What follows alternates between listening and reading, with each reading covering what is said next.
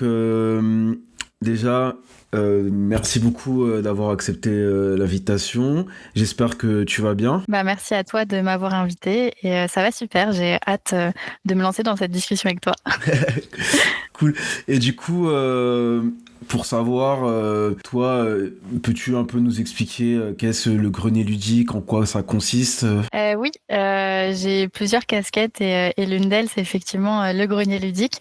C'est une application qu'on a lancée en 2019 avec mon copain, qui est une application, une marketplace de petites annonces de jeux de société.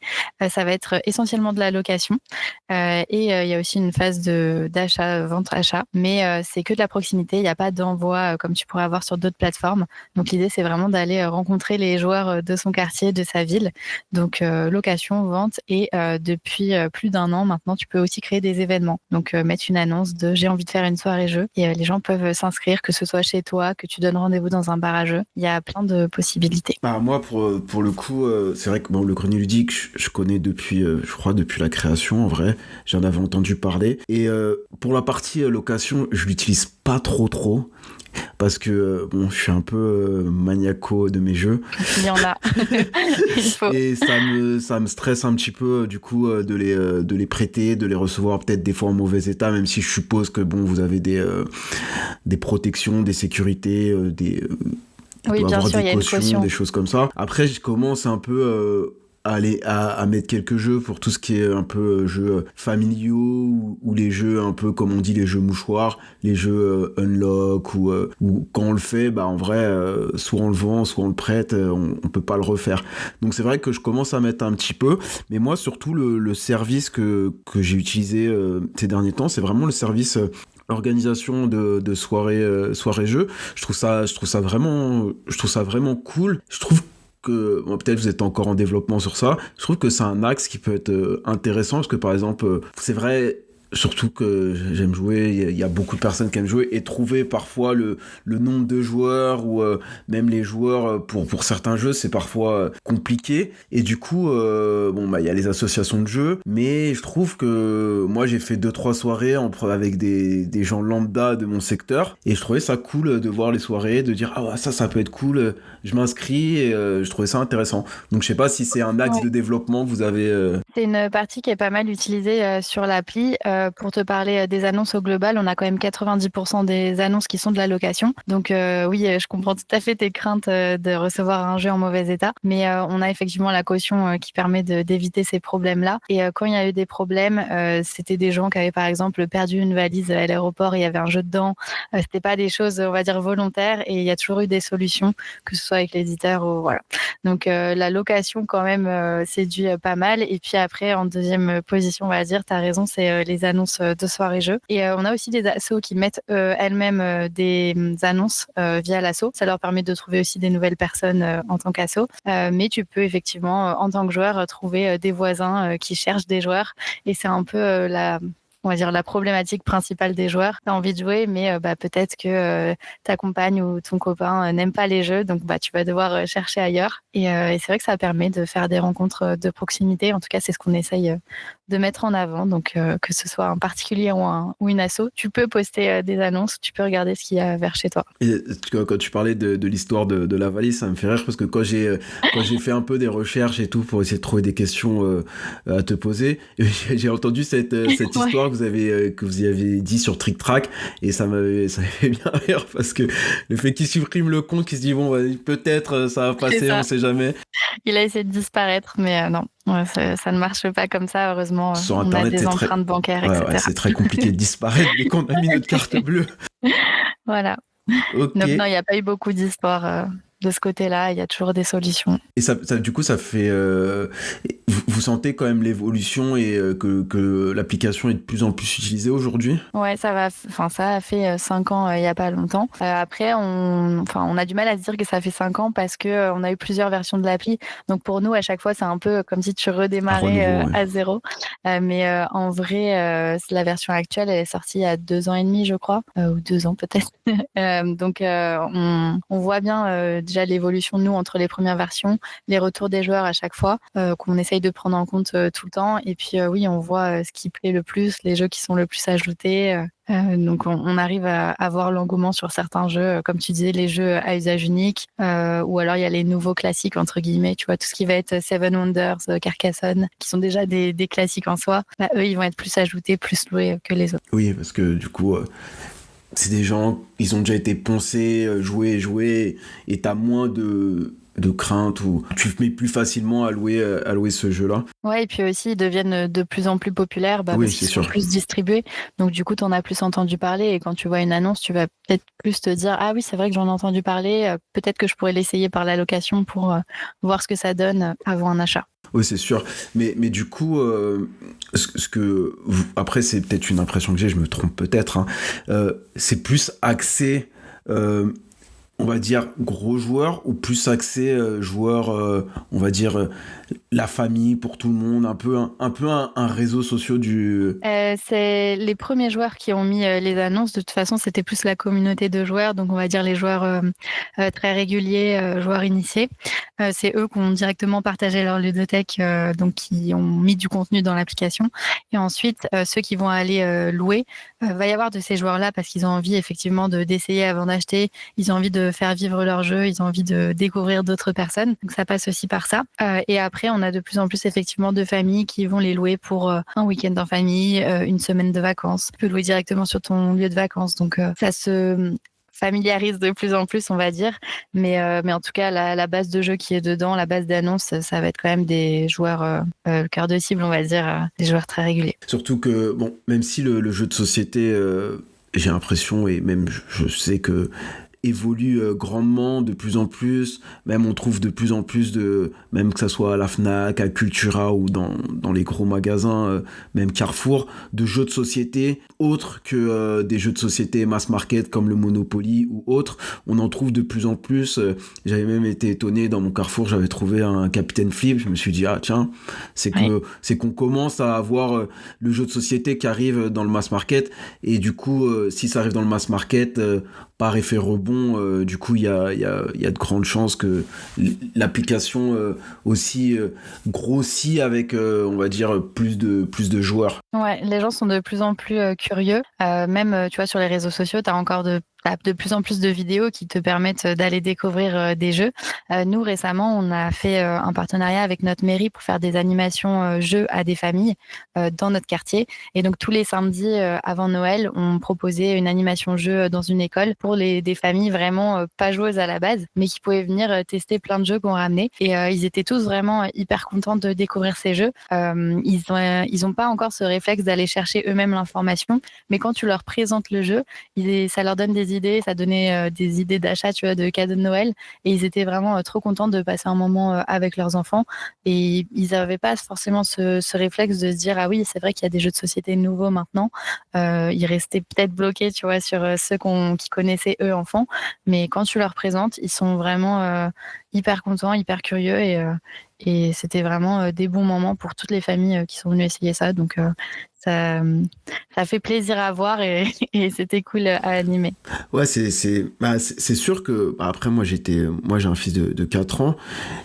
J'avais l'impression qu'il y avait beaucoup de personnes qui jouaient avec leurs enfants, et quand il y a eu ses copains commencent à arriver à la maison, et je me suis étonné qu'en fait pas tant que ça, en tout cas moins que je pensais, et que du coup les enfants étaient même étonnés du nombre de jeux qui pouvaient exister, différents, et c'est vrai que c'est très intéressant. Moi j'y ai pensé aussi, après il faut avoir le temps de faire des animations dans les écoles, de faire des choses pour donner goût aux enfants et même aux parents de jouer avec leurs enfants, parce que je trouve qu'aujourd'hui on a la chance d'avoir cet outil-là, et c'est pas comme à l'époque où il y avait des jeux qui étaient quand même assez longs et assez compliqués en tant qu'adulte pour jouer avec ton enfant. Fallait quand même s'accrocher. Et aujourd'hui, il y a plein de jeux où même on s'amuse, c'est 10-15 minutes, 20 minutes, et on s'amuse tous autour de la table. Ouais, et je trouve que les jeux enfants d'aujourd'hui ont cette particularité de chercher à ce que ce soit intéressant pour tout le monde, pas que pour les enfants, et pas que les parents s'ennuient autour de la table. T'as vraiment cette notion de on joue tous ensemble et pas on regarde les enfants jouer. Et pour le coup, j'ai découvert plein de jeux enfants pour ces animations qui me donnaient même envie de jouer à moi, tu vois. Il y a les éclair tout Ah bah, notamment. Je sais j'allais en pas, parler. voilà, si Moi, les t'avais éclairs tout, je celui-là joue en avec tête. mon fils et je suis je cherche Bah comme un même, fou, quoi. voilà, même les parents voulaient jouer à ce jeu et il y avait vraiment pas de pitié sur qui allait gagner parce qu'ils jouaient pas en coop. Donc ils avaient vraiment envie de trouver autant, voire plus d'objets que leur enfant. Donc non, ça c'était vraiment très très cool à voir jouer et à expliquer. Donc je comprends que maintenant, ouais, t'aies envie d'avoir des jeux qui changent un petit peu des jeux que nous on voyait enfants. Et je pense qu'on a cette chance aujourd'hui d'avoir des éditeurs qui se spécialisent dans les jeux enfants et ça fait plaisir à voir. Oui, c'est sûr. En plus, j'ai l'impression que depuis que, par exemple, pour en citer, que ça soit Loki ou Spaceco, Ouais. maintenant, c'est vrai qu'en qualité de jeu enfant, je trouve que ça a encore pris un gap et il y a quand même une grosse qualité de jeu enfant aujourd'hui. Ouais, je suis d'accord avec toi. Et franchement, j'en ai découvert plein grâce à ça. Donc, j'ai pas forcément l'occasion de jouer avec beaucoup d'enfants dans mon entourage, mais ça nous a permis d'avoir un aperçu de ce monde-là pour les animations. Et tu vois, les animations, du coup, on a pu les référencer sur notre appli. Donc, comme ça, on essaye de faire que tout ce qu'on fait soit cohérent avec l'appli. Et si ça a pu faire connaître un petit peu dans notre quartier, c'est le principal. Ok, cool. Et du coup, aujourd'hui, toi, c'est ta seule activité, ton seul métier, le grenier ludique ou Non, pas du tout. C'est vraiment pas mon activité principale. Je travaille sur les réseaux sociaux. À la base, j'étais dans une agence de publicité quand j'ai créé le Grenier Ludique et pendant 6 ans. Oui, j'ai vu, Et je connais très bien en plus cette agence parce que moi je ah, suis aussi je suis dans le milieu de la pub en fait, je suis monteur dans la pub. ok. Donc toutes les agences, je connais très très bien le milieu. Ouais, voilà, donc c'était une belle agence, mais à un moment j'ai voulu changer et du coup je me suis mis à mon compte en avril dernier. Et donc depuis j'ai des clients je fais le même métier que je faisais avant en agence, mais à mon compte, donc plutôt dans le secteur du divertissement. Et je vais créer des vidéos, des contenus pour les réseaux sociaux de marques et m'occuper de les conseiller sur les réseaux. D'accord. Et du coup, comme tu dis, de marque, et est-ce que ça peut faire un crossfade entre le grenier ludique et ce que tu fais, par exemple, offrir ce service aux éditeurs, par exemple? Je travaille depuis 1 an pour un éditeur de jeux de société et après j'ai d'autres clients dans le secteur du divertissement, mais pour le moment un dans le secteur du jeu de société en régulier. De temps en temps, il y a des prestations ponctuelles pour certains éditeurs, mais je pense que c'est bien de diversifier ses clients en tant que freelance pour pas parasiter, on va dire, les clients entre eux. Je suis pas fermée du tout à en avoir parce que les éditeurs ont aussi chacun leur ADN et du coup, tu peux trouver des choses à faire différentes en fonction d'un type de jeu. Bah, tu vois, si tu travailles pour un éditeur très jeu expert et un éditeur très jeu enfant, bah, au final, ça n'a rien à voir ce que tu vas dire et ce que tu Oui. vas communiquer. Donc, bon, pour le moment, c'est pas le cas et j'ai des clients comme il faut, on va dire, en termes de quantité de travail. Donc, on verra ce que 2025 me réserve plus tard, mais pour le moment, ça va. Et vous avez la volonté de faire que ça, ou non, vous sentez que ça va être compliqué, en tout cas, que de vivre que de l'application ou que du microcosmos de l'application, parce que je pense qu'il y a peut-être des ouvertures sur d'autres projets. Ouais, je suis pas fermée du tout à ça. Mon conjoint qui a un travail très différent, il est contrôleur aérien et du coup on n'est que 2 sur le grenier. Lui c'est différent, enfin son métier il va pas le lâcher parce que ça lui permet d'avoir pas mal de temps libre, d'avoir vraiment de s'organiser pour le grenier aussi. Donc lui c'est sûr qu'il ne sera pas à temps plein. Mais moi je sais pas encore. J'aime bien avoir ces différentes casquettes, on va dire, d'avoir un pied dans le jeu de société et un pied dans la pub et les réseaux sociaux. Parce que je trouve que c'est assez complémentaire et c'est vraiment 2 métiers, 2 milieux, on va dire, que j'aime beaucoup. mais ça dépend de ce que effectivement le grenier deviendra et des perspectives d'évolution. Pour le moment, effectivement, ça génère pas assez de revenus pour me permettre d'en vivre, mais pour autant, je m'investis autant dans le grenier que si c'était un de mes clients. Tu vois, j'essaye de répartir ce temps de travail-là comme si c'était un client. Après, la chance quand on est freelance, c'est qu'on peut aussi gérer sa clientèle, gérer un peu ses emplois du temps pour réussir à concilier les deux en vrai. C'est ça, bah, c'est ce qui me permet une assez grande flexibilité et j'essaye d'en profiter tant que ça fonctionne. Ok. Et du coup, pour revenir sur le grenier, vous avez des projets ou des choses que vous vouliez développer dans l'avenir pour faire grossir un peu la marque, l'esprit du grenier ludique? C'est vraiment, plutôt d'aller chercher cette cible familiale dont on parlait, au tout début. On a commencé l'année dernière à, tenter de la publicité payante, ce qu'on n'avait jamais fait, de donc du coup investir, en payant des pubs sur, notamment Facebook et Instagram, pour aller chercher des gens qui potentiellement n'avaient jamais entendu parler de l'appli et ça, je pense que c'est vraiment, un axe qu'on va essayer encore de développer cette année. Forcément, c'est un investissement, mais ça nous permet d'aller chercher, des nouvelles personnes et ce qu'on a pu remarquer, c'est que ces nouvelles personnes qui étaient arrivées par les publicités ont très rapidement transformé entre guillemets leur arrivée sur l'application en une transaction. Donc souvent de la location ou des soirées jeux et du coup c'est assez rassurant de se dire ça parce qu'ils ont découvert le grenier et d'un coup ils ont voulu l'essayer. Tu vois, il n'y a pas vraiment eu de frein de se dire ah oui je la télécharge et je verrai plus tard. Enfin directement ça les a intéressés donc ça c'était plutôt cool et ils ont trouvé leur bonheur. Après, c'est sûr que quand on va sur l'application, elle est quand même assez rassurante.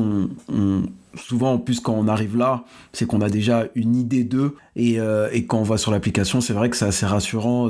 On sent que c'est quelque chose où qu'on peut aller sans problème et qu'on se dit pas, ouais, peut-être c'est bancal ou peut-être il y aura des problèmes. C'est vrai que ça fait marketplace, j'ai l'impression, ça fait un peu Vinted pour utiliser Ouais. le gros du. Même si je pense que vous allez pas aller sur les plates-bandes de Vinted, mais en tout Non. cas pour ça fait Vinted quoi. Ouais, non, c'était pas l'idée du tout de concurrencer Vinted, qui fonctionne très bien, de son côté. Nous, vraiment, ce qu'on voulait mettre en avant, c'était la location. Donc, tout ce qui est, à côté, bah, ça a été là parce que ça a été des demandes aussi, des utilisateurs. Donc, on voyait pas pourquoi on ne mettrait pas la vente et les soirées jeux. Et c'est vrai que ça se complète assez bien. Ce qu'on veut, c'est que le grenier, ce soit vraiment un outil où tu l'as et tu puisses l'utiliser, tu au moins un avantage à l'utiliser, mais ce sera pas forcément, la même raison que ton voisin, tu vois? Tu trouveras toujours, une utilité, mais peut-être pas la même et du coup, tu parlais des projets, du futur, on va dire.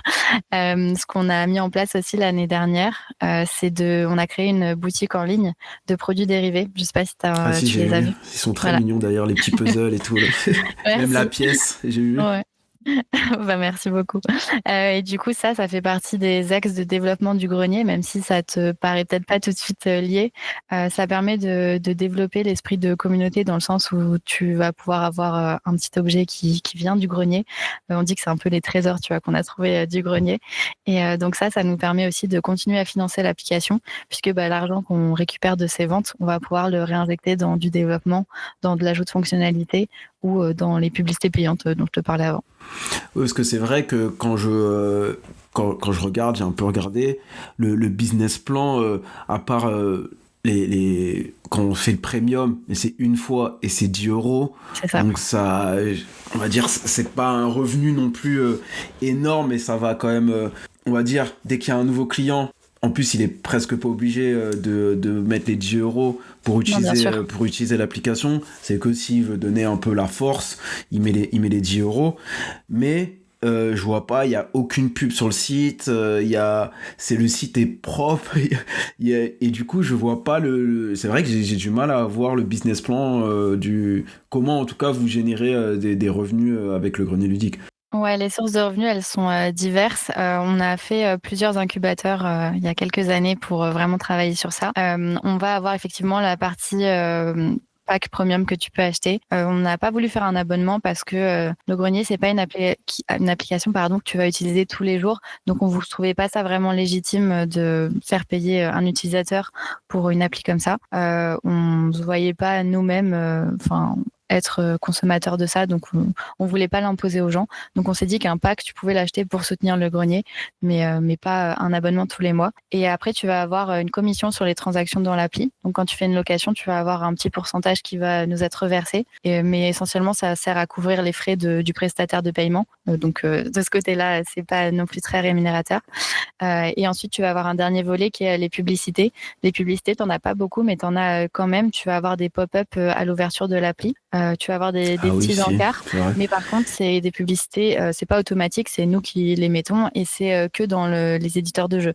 Donc on veut pas que ça soit trop intrusif non plus. Bah, c'est vrai que maintenant que tu me dis, en fait, si t'as raison, il y a les pop-up, mais du coup, j'ai pas senti ça comme une publicité. Et du coup, c'est vrai que c'est pas intrusif. Et du coup, et en plus, comme c'est des joueurs qui vont sur ça, c'est de la publicité ciblée.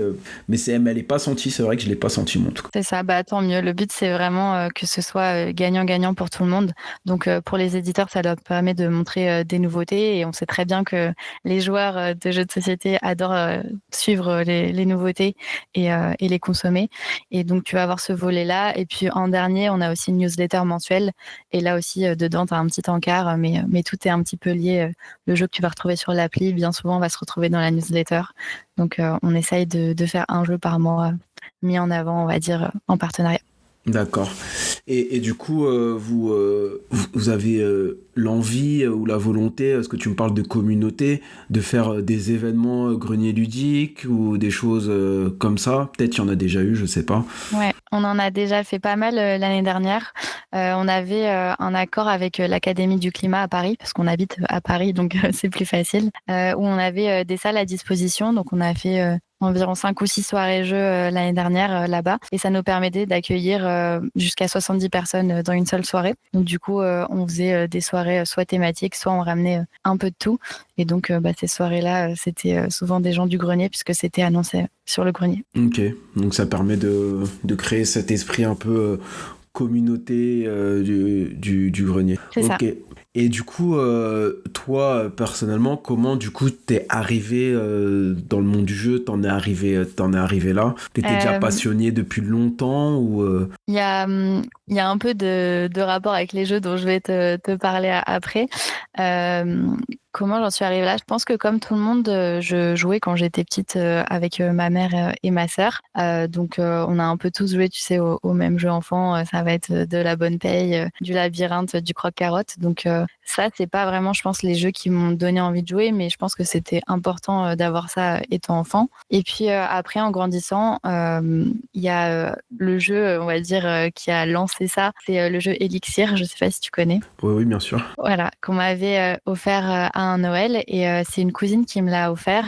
Et je pense que ce jeu, il a été important dans le sens où il a vraiment marqué un Noël où on était tous à jouer à ça et ça a été un peu le jeu que tu sortais pour te rappeler justement ce Noël en famille où tu avais déballé tes cadeaux parce qu'on déballait le soir. On avait déballé le cadeau et puis on n'avait pas voulu aller se coucher et on avait joué une bonne partie de la nuit à Elixir entre cousines. Donc ça, c'est un peu le premier vrai jeu, entre guillemets, je dirais, qui a lancé ça et qui est aussi synonyme d'un moment. Du début de cette passion et du début un peu du fait que t'aimes aujourd'hui autant les jeux de société. Et toi, t'as quand même le temps de jouer encore beaucoup ou Ouais, je trouve que j'ai quand même le temps de jouer. Il y a toujours des gens qui joueront plus. Il y a des gens qui jouent tous les soirs et voire même un soir sur deux. Je pense que j'arrive à jouer au moins 1 à 2 fois par semaine et je trouve que ça me convient comme rythme parce que je veux pas non plus faire en sorte que ma vie ce soit que du jeu parce que j'ai des amis qui sont moins joueurs et du coup quand tu vois ces amis-là, tu ne fais pas du jeu. Voilà. T'as de la famille qui est assez réceptive, mais tu veux pas non plus toujours imposer le jeu. Donc j'attends qu'ils demandent, tu vois, avant de faire des jeux. Donc je veux pas vraiment que ce soit que sur ça ma vie entre guillemets. Mais dès qu'on a envie, on va pas se forcer sur un rythme et c'est un peu au gré des des gens gré qui de viennent à la l'ordre, maison, c'est sûr. des envies. Ok. Et du coup, pour revenir un peu sur le grenier ludique, cette idée, elle est arrivée comment? C'est quoi la genèse de cette idée de se dire on va faire ça? Je pense que ça va te paraître logique quand je vais te le dire. Mais déjà, à la base, on avait envie de créer un projet tous les deux et on aimait bien jouer à deux. Donc logique de passer par là. Mais le jeu qui nous a donné envie de faire de la location, c'était Unlock. Donc un jeu que tu joues qu'une seule fois et puis après, tu ne sais plus quoi en faire. Il y avait un peu ce côté, je trouve ça dommage d'acheter et de créer un jeu pour une seule utilisation. En fait, tu vas vraiment, enfin, pour moi, c'est un petit peu de l'hérésie, on va dire, de produire un jeu. Je ne sais pas où il est produit, mais on a une petite idée. C'est capitaliste, quoi. Faut dire les Voilà. mots.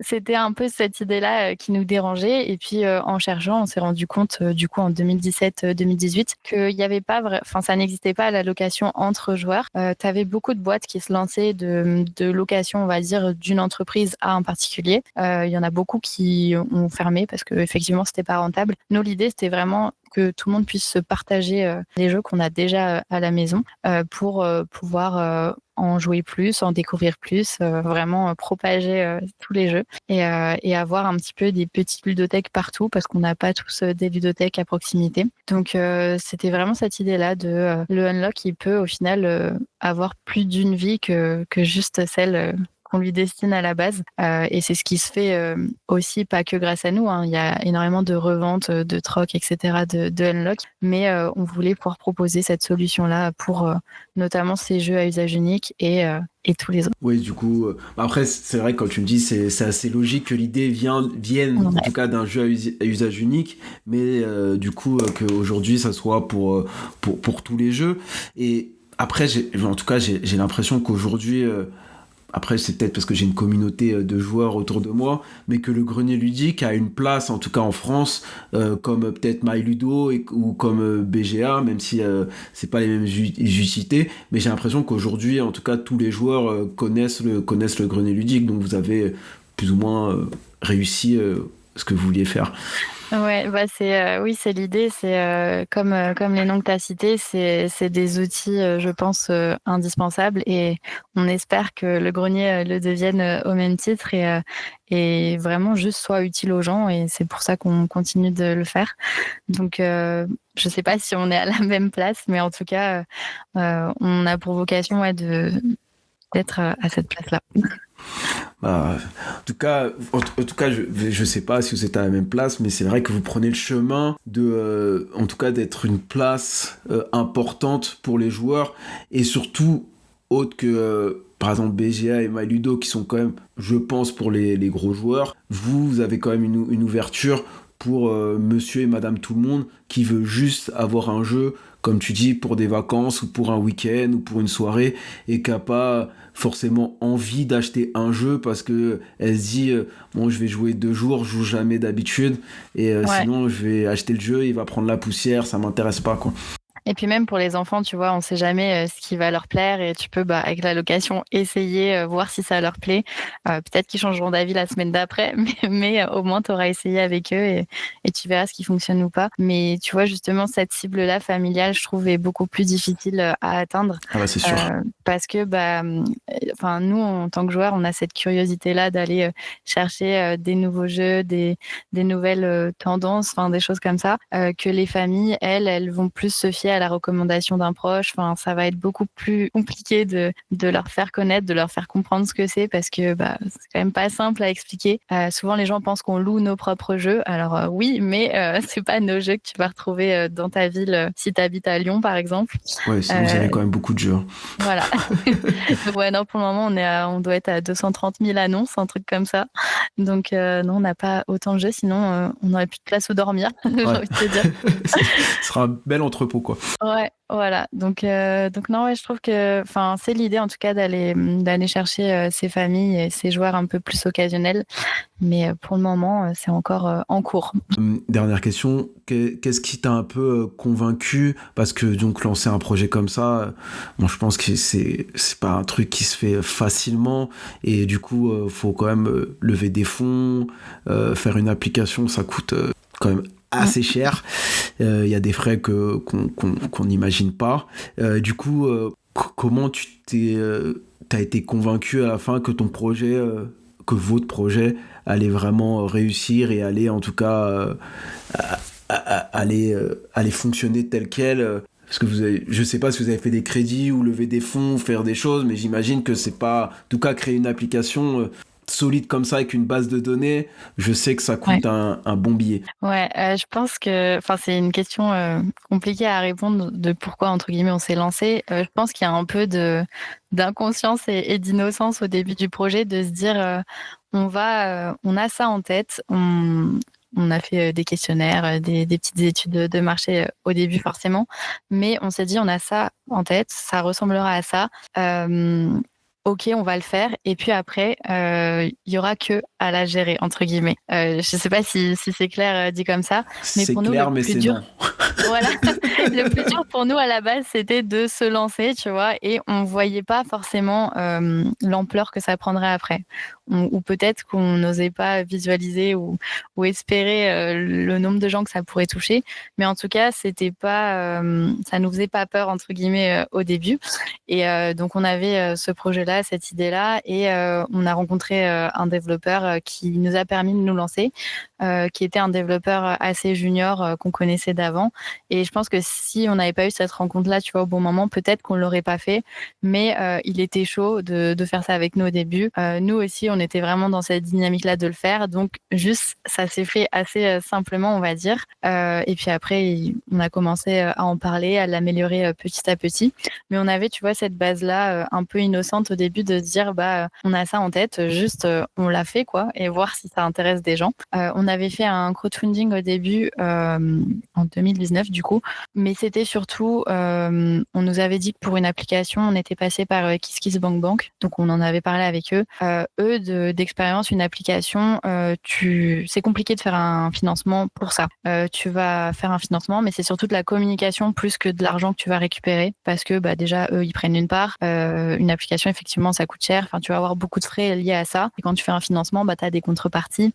Et pour une application qui est quelque chose de virtuel, il te faut quand même des contreparties physiques. Ouais. Donc, ça te coûte aussi de l'argent. Enfin, forcément, on avait offert des jeux. Donc, c'était vraiment plus un coup de communication que là, une récolte de fonds. Et bah, quand on a fait ça, on a vu que les gens étaient chauds de nous suivre. Donc, ça nous a un peu motivés et rassurés sur ce point. Et ensuite, comme je t'ai dit, on a fait quelques incubateurs. Et il y en a un qui nous a aidé à demander une aide à la ville de Paris. C'était le fonds Paris Innovation Amorçage, pardon.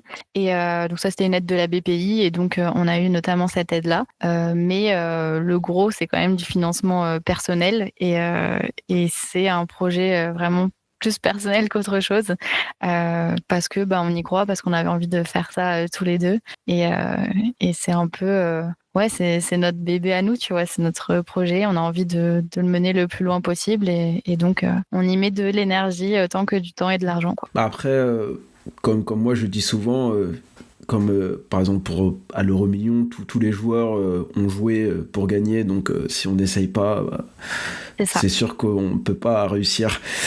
Même si des fois on se jette un peu dans l'inconnu, mais après bah, je pense que c'est une aventure qui doit être... en tout cas, je te connais pas personnellement, mais en tout cas, cette aventure, je suis sûr que c'est une de tes aventures les plus gratifiantes et qui t'a permis aussi de te développer en tant que personne, de dire « Ah ouais, je peux faire des grandes choses. » Ouais, bah complètement. Je pense que j'ai jamais parlé à autant de gens que dans le milieu du jeu de société. Enfin, de base, je suis plutôt quelqu'un de réservé, et d'aller dans ce milieu-là, ça m'a vraiment fait sortir de ma zone de confort.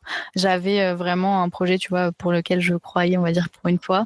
Donc, ça m'a permis d'aller parler à des gens plus que d'habitude, d'avoir quelque chose à leur présenter, quelque chose en lequel je crois. Et je pense que ouais, ça a tout changé. Et aujourd'hui, bah, je suis plus à l'aise quand je parle. Enfin, je fais des vidéos, donc forcément, ça aide aussi, tu vois. Donc, non, franchement, c'est une grosse sortie de zone de confort, on va dire. Ok. Et du coup, même si je sais pas, et c'est une idée comme ça que je me dis, parce que du coup, vous récoltez quand même énormément de data et d'informations sur, par exemple, quel jeu qui marche, sur des tendances, sur plein de choses. Est-ce que les éditeurs ne sont pas, en tout cas, intéressés par cette data et qui pourrait être aussi un business plan ou un développement, une source de revenus pour vous aussi? Ouais, ça, j'en parle moins parce que je t'avoue que c'est plus la partie de Robin de faire ça, de tout ce qui est développement, gestion des développeurs et des bases de données. Mais effectivement, on a eu des éditeurs qui nous ont approchés pour avoir ces infos-là. Pour le moment, c'est pas un axe qu'on a développé parce que ça demande du temps. Quand on a développé l'application, on n'a aussi pas pris, c'est des analytics que tu paramètres, et on n'a pas pris toutes les infos parce que il y avait des choix à faire en termes de coûts aussi. Oui. Donc, on a des infos, mais on n'a pas tout. Et pour nous, du coup, c'était pas forcément quelque chose à privilégier parce que on Oui, c'était pas estimait votre pas projet, ça quoi. assez suffisant, voilà, pour le mettre en avant. Mais c'est pas exclu un jour parce que oui, on a réussi à sortir, tu vois, les jeux les plus joués en 2024, par exemple, que je n'ai pas là tout de suite. Mais tu vois, c'est des infos effectivement qui sont intéressantes à suivre et tu peux voir effectivement des petites tendances. Donc non, c'est pas à exclure, mais pour le moment, on l'a, on va dire, à moitié exploité. Ok, du coup, je sais pas si t'as d'autres choses à nous dire un peu sur le grenier, que j'ai peut-être oublié, ou des anecdotes ou des choses comme ça. Je réfléchis, mais je crois que mais je crois que j'ai déjà raconté, mais c'est une anecdote de Rachel, anciennement du Passe-Temps, qui nous avait raconté que pendant le Covid, elle voyait quand elle allait descendre ses poubelles jaunes des cartons dépunchés dans la poubelle jaune, et donc elle se disait mais c'est ouf, il y a un joueur dans mon immeuble et je suis même pas au courant, et ça l'obsédait un petit peu, et du coup elle avait été voir sur le grenier ludique et elle avait trouvé à proximité un joueur, effectivement. Ils avaient pu se rencontrer grâce à ça, donc grâce à une histoire de poubelle et de grenier ludique. Donc, ça fait partie des histoires assez drôles qu'on a eues. Ok, mais ça fait partie du coup de cette construction de communauté. Moi, je sais que, en tout cas, la fois où j'ai entendu plus parler de vous, que ça m'avait fait bien rire, c'est quand vous aviez ramené l'application à Cannes en homme sandwich. J'avais trouvé ça vraiment très drôle. Ouais, c'était l'année dernière, mais du coup, spoiler, il va revenir le petit Grenix à Cannes cette année. Je suis pas trop étonné. Ouais, pour rien te cacher, depuis 2019, on avait un stand à Cannes, mais ça aussi, c'est quelque chose qui coûte très très cher. Et du coup, on est passé à l'option d'être plutôt mobile parce que. Après, en plus, pour vous, votre service que vous proposez, je trouve que c'est plus fun et plus intéressant d'avoir l'homme sandwich qui se déplace un peu partout qu'un stand vraiment loqué, parce que en soi, à part du service, vous n'avez pas de quelque chose à donner, quelque chose à offrir. Du coup, vous n'avez pas forcément besoin d'avoir un stand loqué. Maintenant, on a la partie boutique, mais c'est vrai qu'on ne l'avait pas non plus l'année dernière, qu'on va quand même faire en mobile, je pense, cette année aussi. Mais d'habitude, on faisait des concours et des jeux sur place, tu vois. Donc, il y avait quand même, on voyait quand même passer beaucoup de monde sur le stand, et c'est ça qui est difficile à quantifier. C'est est-ce que on arrive à toucher autant de gens qu'on touchait avant avec un stand. Mais c'est compliqué dans tous les cas de mesurer ça, donc on est resté sur cette option. Et du coup, vous faites vous êtes dans plusieurs festivals ou on essaye de faire que les gros, entre guillemets, parce que ça prend beaucoup de week-ends si tu as envie de tout faire. Mais on fait donc Cannes, Paris et Ludique en général, sauf annulation. Il y en a eu beaucoup ces dernières années.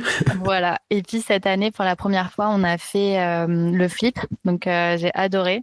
Je regrette de ne pas l'avoir fait avant. C'est un autre... moi, perso, j'ai jamais fait le flip, mais de ce que je vois, j'ai l'impression que c'est une autre énergie que, par exemple, que Cannes, où c'est vraiment bondé de monde. Et là, comme c'est un peu en extérieur, j'ai l'impression que c'est une autre énergie. Non, ça a vraiment rien à voir, mais je trouve que justement, tu as ce truc d'être en vacances et juste d'avoir des jeux à volonté, de revoir tes copains, parce que tu marches et tu croises forcément des gens que tu connais du milieu. Donc, c'est un peu cette ère de colonie de vacances qu'il y a quand même un petit peu à Cannes, tu vois, on fait tous un petit peu les mêmes trucs, donc c'est un peu le même esprit. Mais effectivement, tu as ce côté vacances, soleil quand tu as de la chance. Donc ça, j'ai vraiment beaucoup aimé d'être en air libre et tout. Ça change énormément de choses en festival. Du coup, tu as un petit peu la même vibe que Paris et Ludique en vrai. Mais non, j'ai beaucoup aimé ça. Et puis, on a testé aussi Vichy pour la première fois, mais la partie Vichy Pro. Et pareil, je trouve que chaque festival a vraiment ses spécificités, son ADN. Ouais.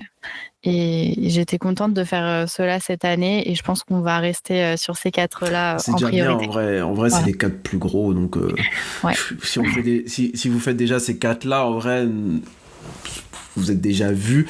Et est-ce que, par exemple, après Cannes, t'as dit que c'était dur à quantifier, est-ce que tu sens un effet rebond, on va dire une augmentation d'abonnements ou autre après Cannes, ou pas plus que ça? C'est dur à dire parce qu'on est quand même présent toute l'année, tu vois, sur les réseaux sociaux, donc il n'y a pas vraiment de temps mort. Mais je pense que oui, enfin, avec la mascotte, ça aide parce que c'est quelque chose que les gens vont partager, vont aimer voir. Donc du coup, ils nous envoient des photos après coup. J'ai croisé Gronix, tiens, je t'envoie les photos, tu vois.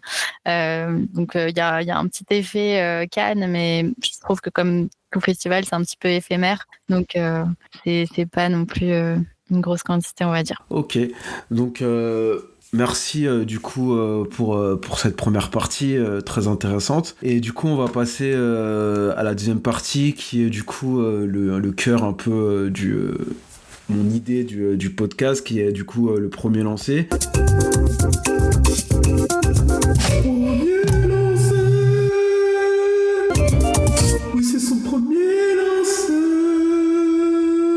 T'as commencé déjà un peu à nous spoiler pendant cette première partie, mais du coup, quel est ton premier lancé, on va dire le jeu ou les jeux qui t'a un peu mis le pied à l'étrier dans le monde du jeu? Ouais, ça, désolé, j'ai un petit peu spoilé. C'est comme je te l'ai dit, c'est vraiment le jeu Elixir et en plus, je crois qu'on le trouve plus trop aujourd'hui. Non, il est un peu chaud à trouver, oui. Voilà, il est un petit peu rare et je suis contente d'avoir gardé le mien, même s'il est en pas très bon état. Mais effectivement, c'était ce jeu-là parce que c'est symbole d'un moment qu'on a passé en famille. Et comme je te disais, c'est une cousine assez éloignée qui me l'avait offert, mais je suis presque sûre qu'elle écoutera ce podcast. Et c'est un peu aussi la transmission parce que elle aime beaucoup les jeux, elle a pas trop le temps d'en faire, mais c'est un peu elle qui à chaque Noël, anniversaire, elle offrait un jeu. Elle avait offert aussi un jeu, je sais pas si tu connais, qui s'appelait Apples to Apples, qui était Non, je connais pas celui-là. qui était un peu dans le même esprit que Blanc Manger Coco, on va dire, mais avec moins salace. Moins trash, quoi. Voilà, plus grand public et familial. Donc, elle a toujours eu un petit peu, tu vois, ces jeux un peu différents qu'elle allait chercher je ne sais où, alors que c'était il y a plus de 15 ans.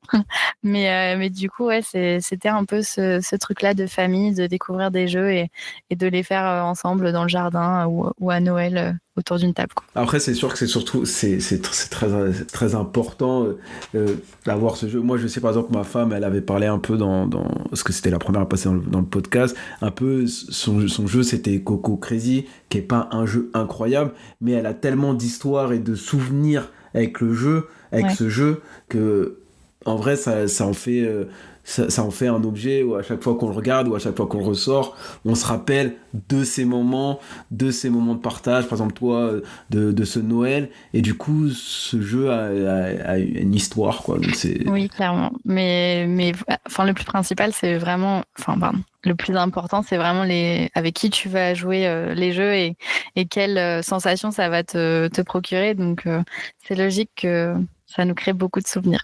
C'est ça. Et du coup, y a-t-il d'autres jeux qui ont marqué des étapes importantes de ta vie personnelle ou de ta vie de joueur? Le Unlock, je t'en ai déjà parlé parce que ça a lancé le grenier, donc forcément, c'est un jeu important. Mais sinon, tu peux penser à... attends. Je vais être sûre de bien le dire. Donc, c'est le jeu Shadowhunters qu'on a joué beaucoup quand on avait la vingtaine, on va dire. Donc ça, c'est un jeu plutôt qui se faisait entre potes. Et ce que j'aime bien dans ce jeu, c'est vraiment le côté compétitif. Moi, je suis pas du tout dans les jeux coop. Ah bah on est deux. Voilà, donc ça c'est un jeu pareil, l'état de la boîte, si je te le montrais, tu sens qu'il a vécu. Mais c'est un jeu qu'on a beaucoup joué, ouais, du lycée jusqu'à la vingtaine et qui a participé à tous nos moments entre potes, à se faire découvrir des jeux, dont celui-là. Mais on a cette chance, je pense, ouais, d'avoir eu un groupe d'amis qui était assez réceptif au jeu. Et du coup, c'est chouette parce que chacun découvre des choses de son côté et puis on se les fait partager. J'ai une pote qui m'a fait découvrir l'Auberge des Pirates il y a très longtemps, un petit jeu de cartes. Et pareil, ça, dès qu'on peut, on l'emmène en week-end parce que t'as ce côté, ah oui, on y joue souvent ensemble et du coup, c'est un petit rituel, quoi. Ça fait partie de... Ouais.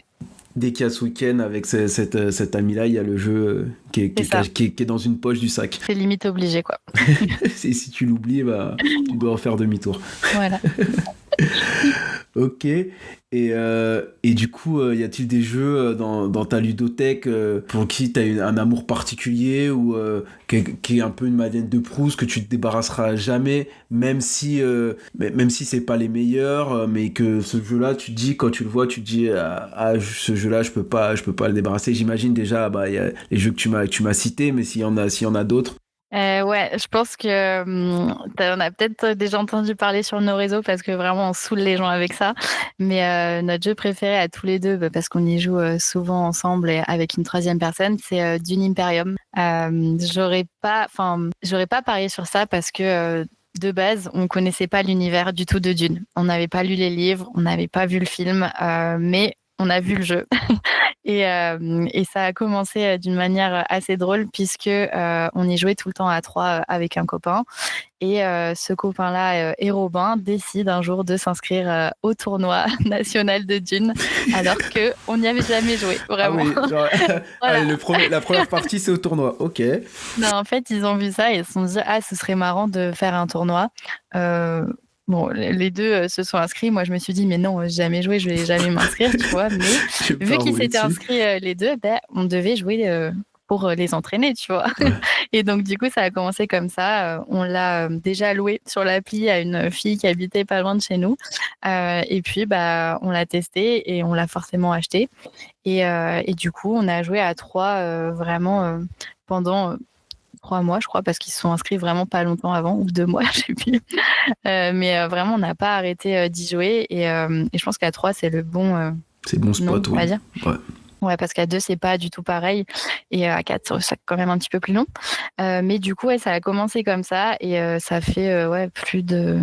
Ça doit faire 2 ans qu'on y joue, 1 an et demi, je sais plus. Et c'est vraiment devenu notre jeu préféré parce que toutes les parties, aucune ne se ressemble. On a tous eu notre moment de on gagnait sur les autres en faisant des trucs différents, tu vois. Mais il y a toujours eu un qui gagnait plus que l'autre pendant une petite période. Puis après, on arrivait à le contrer. Enfin, ça a vraiment, il y a vraiment pas de répétition, on va dire, dans ce jeu. Et puis après, tu vois, on a eu la première extension, la deuxième extension. Enfin, ça ne s'arrête pas. Et puis récemment, il y a eu aussi Dune Imperium Insurrection. Et donc là, on a forcément pris le nouveau jeu pour jouer tous les trois encore. Et vous avez cherché un tournoi ou pas? Non, on a retenté un tournoi après celui-là, mais c'était l'année dernière déjà.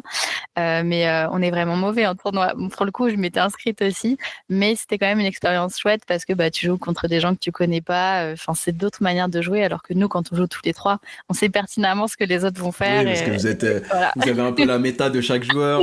C'est ça. Mais après, ce qui est drôle dans les tournois, c'est que déjà souvent ceux qui s'inscrivent dans les tournois, ils sont souvent très très forts. Et vraiment très fort. Moi, ouais. j'en ai fait une fois en Assos et je me suis dit waouh, qu'est-ce que je fais là en fait. C'est impressionnant. Je passe un mauvais moment là, je suis en train de me faire laver, j'ai l'impression que j'ai zéro solution.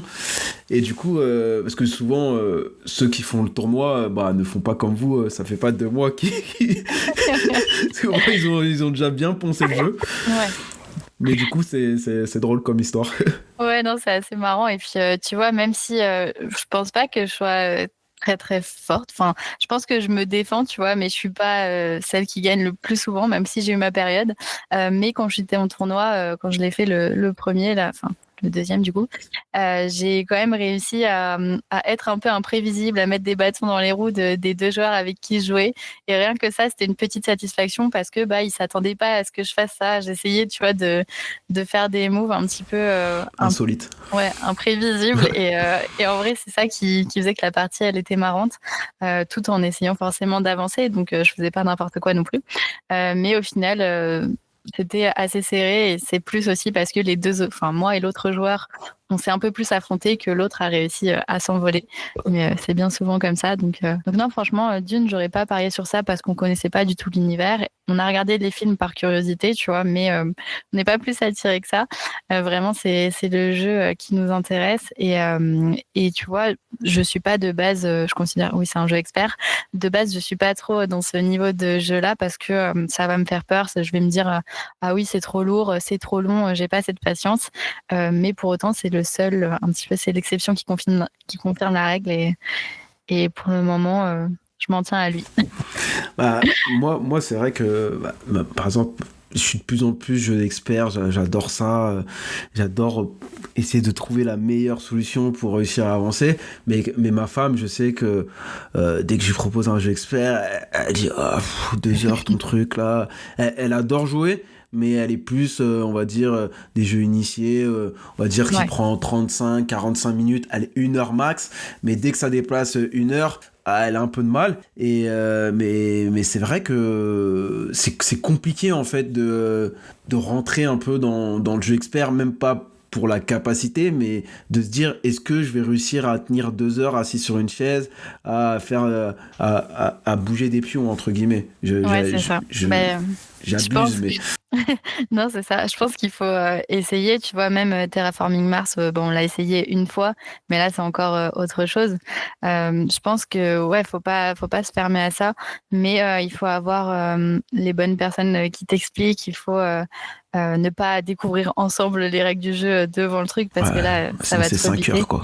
Voilà, il y a des choses à faire et à ne pas faire pour les jeux experts, mais c'est vrai que moi, je serais plutôt comme ta femme à privilégier les jeux de max 1 heure parce que j'estime aussi que il y a pas que moi qui joue, tu vois, et les gens avec qui on joue vont être aussi un petit peu plus initiés, enfin, plus occasionnels. Et du coup, ça va te permettre d'en faire plus, entre guillemets, de découvrir plus de jeux dans une soirée que tout de suite, quand on propose une soirée Dune, on sait que c'est soirée Dune et qu'il n'y aura rien d'autre, tu vois. C'est vrai que, par exemple, la dernière soirée, j'ai fait une soirée, j'avais invité mes cousins, on a fait Barrage, je sais pas si tu connais, de nom, mais je l'ai pas fait, qui est un gros jeu expert. Et du coup, moi, j'avais proposé ça. Bon, mes cousins, ils adorent les jeux, ils adorent les gros jeux, donc ils avaient joué, ils proposaient Route, donc c'était aussi du gros jeu. Et ma femme, elle a dit bon, moi je crois que je vais aller me coucher. Et elle m'a dit bon, j'avoue, moi je préfère quand une soirée jeu, on sort 4, 5 jeux, 6 jeux. Et bon, il y a vraiment ce début de soirée qui sont assez rapides. Et après, on se fait 2, 3, on va dire 45, 1 heure. Et elle aime bien découvrir et faire plusieurs jeux dans la même soirée. Elle aime pas trop quand c'est une soirée, un jeu. Ouais, je suis d'accord. Mais après, c'est bien de temps en temps de varier aussi. Mais tu peux en tester plus en une soirée, donc je trouve ça plus cool. Non, mais après, c'est vrai que c'est des... Mais après, c'est vrai il en faut pour tout le monde. Hein. C'est pour ça qu'il y a beaucoup de jeux qui sortent chaque année aussi. C'est pour essayer d'en avoir un peu pour tout le monde. Ok, et du coup, en ce moment, quel jeu sors-tu le plus souvent ? Du coup, en ce moment, il y a eu les fêtes quand même il n'y a pas si longtemps, donc on a beaucoup joué en famille aussi. Et je m'étais pris des petites notes pour ne pas oublier de te dire ça. Mais on a joué beaucoup à Pick Together. Je ne sais pas si tu connais. Je connais pas du tout. C'est un jeu de dessin. Bon, ça va être compliqué à expliquer sans visualiser, mais où chacun va avoir sa petite ardoise, sauf que les ardoises vont former un puzzle. Et du coup, tu dois dessiner un dessin tous ensemble, sachant que chacun dessine une partie de la chose. Et puis à la fin du sablier, tu mets en commun et une personne doit deviner ce que c'était. Et ça ressemble à rien, c'est un Frankenstein en fait. Voilà, mais du coup c'est archi drôle. Et puis on avait ce petit truc de faire des jeux de dessin avec la famille, celui de de Noël et des vacances d'avant, c'était Picto, tout simplement. Voilà, donc on avait pris celui-là. On avait aussi pas mal sorti Captain Flip avant, dans nos animations aussi, et puis pareil avec nos amis. Et puis je me suis noté aussi Loose. Je sais pas si tu y as joué, un jeu de... J'ai pas joué, mais Voilà. il m'attire bien. J'ai pas joué à chaque fois, je me dis, faut que je me pose pour le tester, mais il a l'air bien cool. Ouais, et bah ça fait partie des jeux comme Captain Flip qu'on aime beaucoup faire découvrir et du coup bah fatalement dès qu'il y a des nouvelles personnes, ça fait partie de ceux qu'on propose et on a trouvé que c'était vraiment différent des jeux de pli classiques. Les jeux de pli, on en a vu beaucoup ces dernières années, mais tu as ce côté, c'est pas l'intérêt, ça va pas être de remporter le plus de plis, ça va être de miser sur le bon nombre de plis que tu vas avoir. Et du coup, quand tu sais la mise des autres, bah, le jeu, c'est d'aller pourrir leur mise et de leur Ouais. faire gagner soit pas assez, soit trop de plis. Donc, il y a ce petit côté vraiment compétitif qu'on aime bien, alors qu'à la base, je suis pas sûre que c'était vraiment le cœur du jeu. Bah, il y a un côté un peu Skull King du coup. Ouais, un petit peu. Et puis, tu as aussi un aspect où tu ne vois pas tes cartes. Donc, tu vas essayer de déduire ce que tu peux avoir, sachant qu'il y a des cartes qui ont été écartées. Donc, tu ne peux pas être sûr à Oui, 100% de ce que tu as. normal. Mais voilà. Donc, non, il y a plein de petits paramètres chouettes qui font que ça marche avec tous les gens à qui on l'a présenté vraiment. Donc, Bah après, ça sort souvent. ce qui est bien, bon bah Lou, je connais pas trop, mais ce qui est bien par exemple avec Captain Flip, c'est vraiment le jeu. Moi, je sais que quand je suis avec des non-joueurs ou juste pour passer un moment, je le sors, j'explique la règle en 30 Ouais. secondes et tout le monde comprend direct ce qu'il faut faire, surtout quand on joue avec le premier bateau qui est hyper simple. Après, des fois, au troisième bateau, il y a certains qui commencent à dire ah oui, du coup, je dois faire ça, mais Ouais. ça reste quand même hyper simple. Mon fils de 4 ans, il joue très facilement et, comprend, et a compris la règle même depuis un certain temps. Du coup, tu peux le donner à... Je trouve que c'est le jeu vraiment familial où vraiment tout le monde, tu le sors et on joue et juste on Ouais. s'amuse. Il y a ce petit côté un peu bingo. Je trouve que c'est le jeu vraiment le plus simple à expliquer, mais où tu t'amuses quand même. Ouais, non, je suis d'accord, il est vraiment très agréable à jouer et effectivement, comme tu dis, le principal quand tu le fais découvrir aux gens, c'est que ça prend pas longtemps à expliquer. Donc, c'est du moment qu'ils ont compris en 5 minutes, après, c'est souvent bon signe, quoi. Ok, cool. Et du coup, y a-t-il des nouveautés que t'attends dans les prochains mois, prochaines années? Alors, en termes de nouveautés, je suis pas trop dans cette dynamique d'attendre, on va dire, des jeux. Je suis plus, je vais les découvrir en festival, je vais les découvrir sur la vidéo de quelqu'un, tu vois. Mais je vais pas faire des recherches de qu'est-ce qui va sortir chez quel éditeur, parce qu'il y a beaucoup trop de jeux qui sortent et du coup, je préfère, on va dire, les découvrir au fil de l'eau. Mais j'avais quand même noté quelques petits trucs et c'est plus des jeux que du coup j'ai déjà eu l'occasion de tester et que j'ai juste envie de voir quand ils sortent, de les rejouer, quoi. Parce que j'imagine que vous avez t'as accès à des avant-premières, des fois, on t'envoie aussi des protos, des choses comme ça, ou pas trop? Pas des protos, mais ouais, on reçoit les jeux en général un petit peu en avance. Mais c'est plus là, enfin les deux que j'avais notés, c'est plus des jeux que j'ai essayé en festival et notamment à Vichy du coup, puisque la partie pro, enfin, ils montrent les jeux 6 mois avant, on va dire, Avant pour qu'ils sortent quoi? Oui. faire un petit avant-première. Mais du coup, ouais, c'est le jeu Présage, le prochain jeu de Spiral Edition, Ouais, ça j'en ai que entendu j'avais parler. voilà, donc j'avais beaucoup aimé. Et puis il y a un autre petit jeu de Disto Studio qui s'appelle Daydream, qui est un roll and write, si je ne me trompe pas, où tu vas être dans un univers très lofi, très apaisant, très calme. Et ça, j'avais beaucoup apprécié l'ambiance de ce jeu. Donc j'y avais joué en proto au Flip, pour le coup, à 2 festivals. Et ça, j'ai hâte de voir, tu vois, le format final, à quoi il ressemble, VS, ce que j'avais vu avant, qu'est-ce qui a changé. Donc c'est pas vraiment, enfin, si c'est des nouveautés que j'attends, mais c'est plus de voir quelle est la version finale du jeu que tu as testé il y a un petit moment, quoi. Oui, bah après, en tout cas pour Présage, je pense si tu l'as testé il y a 6 mois, je pense que la version n'a pas trop changé. Non, ouais, il était fini, il me semble, mais plus, ouais, j'ai envie d'y rejouer, donc je l'attends dans ce sens-là, tu vois. Voilà. Ok. Bon, on va faire la dernière partie. Du coup, je réexplique un peu. C'est un peu un délire à la Lost. On arrive sur une île déserte. On doit prendre 5 jeux. 5, pas un de plus. N'importe quelle taille, n'importe quel nombre de joueurs. Cool, pas cool, ce que tu veux. Juste, tu dois me dire pourquoi t'as pris ces jeux-là. Et je peux rencontrer peut-être sur cette île déserte des personnes pour jouer. Alors sur l'île déserte, pour rester dans la thématique et un peu challenger les autres dès le début, mettre une bonne ambiance, j'aurais choisi The Island. Je sais pas si tu connais. Ah, très bien, mon fils, il adore ce jeu. Et même avec ma femme. Et en vrai, ce jeu, que ça soit mon fils, ma femme, même mon père qui ne joue pas, adore ce jeu. Parce que en vrai, c'est hyper simple. Et pour faire des petites crasses et tout, c'est assez drôle. J'aime bien ce jeu. Ça met une bonne ambiance bien compétitive, donc je partirais sur ça. On va dire que ça met de l'ambiance, malgré que ce soit un petit peu stratégique. Et en plus, moi, je jouais sur l'ancienne édition et ils ont sorti la nouvelle. Ils l'ont sorti il n'y a pas longtemps, j'ai vu. Voilà, Survive the Island, je crois. Au final, il n'y a pas beaucoup de changements, donc si vous ne connaissez pas encore le jeu, vous pouvez partir sur celle-là. Mais ouais, ça met pas mal l'ambiance. Et puis après, je pense qu'il faudrait quand même un petit jeu coop pour apaiser les esprits, on va dire, même si je suis pas trop coop. Et en jeu coop, je crois qu'il y a Bomb Buster qui est pas mal en ce moment. Ouais, c'est un très bon choix. Je suis pas trop jeu coop. Moi non mais plus. les jeux coop comme Bomb Buster ou même The Crew, qui sont pour moi, on va dire, c'est des coops, mais c'est des coops où chacun réfléchit dans son coin, où ton cerveau est quand même utile. Tu te fais pas orienter par telle ou telle décision. Parce que moi, c'est ce que j'ai un peu de mal des fois dans les coops. Oui. Un peu les coops avec alpha, comme on peut appeler ça. C'est des fois, il y en a, il dit on va là. Bon, bah, ouais, ok, bon, voilà. Oui, il faut faire un choix, il faut que quelqu'un le fasse. Mais bon. Et puis celui-là, je me dis, tu vois, sur une île déserte, t'as 66 missions, il me semble, t'as de quoi faire. Ouais. Je connais encore personne qui a terminé la boîte et même des gens qui jouent beaucoup. Voilà. Et puis après, si je dois en dire un troisième, je prendrais quand même le jeu de l'année, Trio, pour avoir un très très bon jeu de cartes à sortir rapidement. Il en manque 2, du coup. Il en manque 2, pardon. J'étais restée sur le top 3.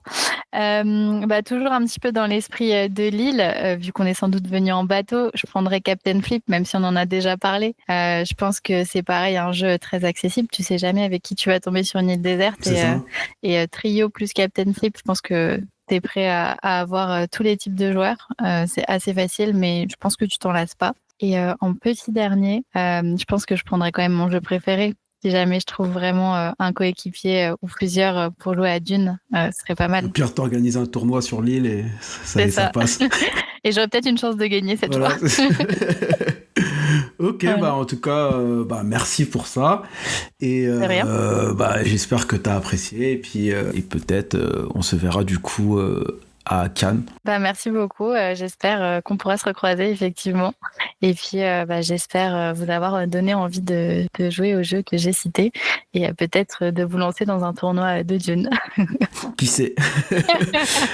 Mais ne faut pas jouer avant, faut vraiment y aller en mode vraiment freestyle, sinon c'est pas intéressant. Voilà. Il faut demander les règles pendant le tournoi. C'est ça.